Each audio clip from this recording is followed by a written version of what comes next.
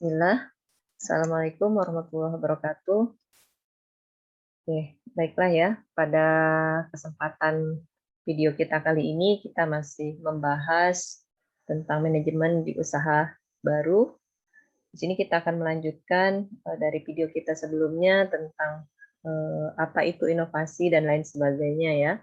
Jadi pada kesempatan hari ini atau pada video kita kali ini, kita akan melanjutkan materi kita tentang pentingnya sebuah inovasi pada usaha kecil. Nah, jadi kalau kita berbicara tentang usaha kecil, pasti kita tahu ya, usaha kecil dan menengah atau kita pun kita kenal dengan UKM ya, dan juga kewirausahaan, ini merupakan sebuah sektor penting dalam perkembangan sebuah ekonomi regional ya. Mana kesulitan dalam mendapatkan modal ini adalah sebuah tantangan yang umum ya dalam memulai ataupun dalam mengembangkan sebuah UKM atau usaha kecil menengah ya. Namun dengan pengembangan inovasi maka ini merupakan sebuah tantangan tersendiri pula ya untuk kita bisa memulai ataupun mendirikan yang namanya UKM itu sendiri ya dengan memanfaatkan yang ada di sekitar kita dan yang lagi tren saat ini. Oke, usaha kecil menengah atau UKM ini juga memiliki peranan penting ya dalam mendorong sebuah pertumbuhan perekonomian di Indonesia tentunya ya. Karena dengan adanya sektor UKM, maka pengangguran akibat angkatan kerja yang tidak terserap itu ya dalam dunia kerja maka akan menjadi berkurang ya, akan lebih lebih sedikit. Artinya mengurangi pengangguran ya di sini ya dengan adanya UKM itu sendiri. Kemudian ada dua langkah penting ya yang dapat membantu dalam percepatan pertumbuhan usaha. Ya.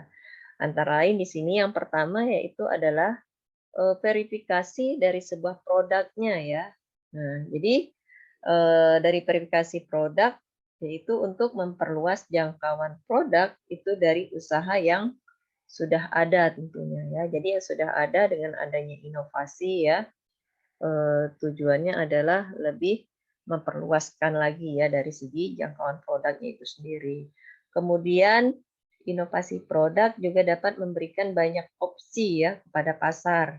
Ya, sehingga usaha itu bergerak maju itu lebih cepat ya dengan adanya sebuah inovasi ya. Jadi dia banyak sekali memberikan opsi-opsi kepada pasar. Nah, selain itu, ya, sedikit sekali dari inovasi ya dari segi produk juga dapat membuka peluang untuk memperluas pasarnya. Contohnya di sini misalkan dalam pengembangan produk ya, yaitu dengan memperkenalkan produk baru tentunya yang lebih orisinil misalkan ya dengan menciptakan produk baru tadi ya tentunya mereka harus memberikan sesuatu yang memang berbeda dari yang lainnya ya. Nah, hal ini merupakan sebuah strategi yang umum yang bisa dilakukan ya, namun tantangannya itu terletak dari skill kita ya, dan juga kegigihan kita untuk bisa menghasilkan produk yang memang benar-benar inovatif dan juga bisa diterima oleh pasar ataupun dari masyarakat luas tentunya ya. Jadi memang salah satu strateginya yaitu dengan cara memperbaharui ataupun menciptakan sesuatu yang baru ya dengan adanya sebuah inovasi tadi ya sehingga nanti menghasilkan produk itu memang benar-benar yang bisa dikatakan inovatif ya dan juga bisa diterima oleh masyarakat luas. Jadi secara umum inovasi dalam satu kelompok ya antar usaha itu bisa dapat mendukung usaha yang memang sudah ada atau ya bahkan bisa memberikan kesempatan dalam bisnis baru ya untuk bisa memenuhi sebuah kebutuhan pasar. Nah, jadi jaringan yang terbentuk tadi ya dari gabungan usaha kecil itu akan ataupun bisa ya dapat tumbuh menjadi sebuah jaringan usaha yang besar ya dan secara masif dapat berdampak itu pada globalisasi kegiatan perekonomian tentunya. Ya, jadi dari yang kecil akan dampaknya juga nanti ke yang besar. Jadi dengan demikian dari sebuah progres ekonomi ya secara regional itu dapat dicapai nantinya ya pada akhirnya itu nanti akan tercapai dengan didukung adanya pemanfaatan dan keleluasan dalam kebijakan inovasi itu sendiri ya, bahkan dan kewirausahaan ya, UKM-nya ya, sehingga dapat bertahan dan juga tumbuh dalam kondisi ekonomi yang fluktuatif ya dalam pasar produk maupun dari segi teknologinya ya. Nah, salah satu inovasinya yaitu kita bisa memperbaiki produk yang dibuat. Nah, produk ini bisa diartikan dari segi layanan ataupun jasa.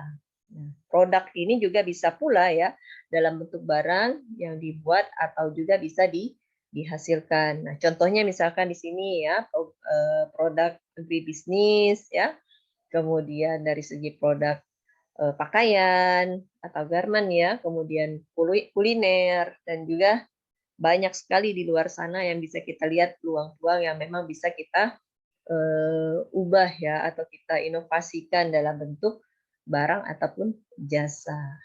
Kemudian inovasi ini juga merupakan proses ya dari pengembangan ide kreatif tadi yang memang bisa memberikan manfaat ekonomi pada saat dijual atau juga dipasarkan. Nah, jadi beberapa kategori inovasi yang memang dapat dilakukan di sini misalkan dari segi inovasi pada produknya ya, kemudian dari segi pembuatannya, kemudian penyajiannya maupun pada kemasannya itu sendiri ya. Jadi itu yang bisa dituangkan ya.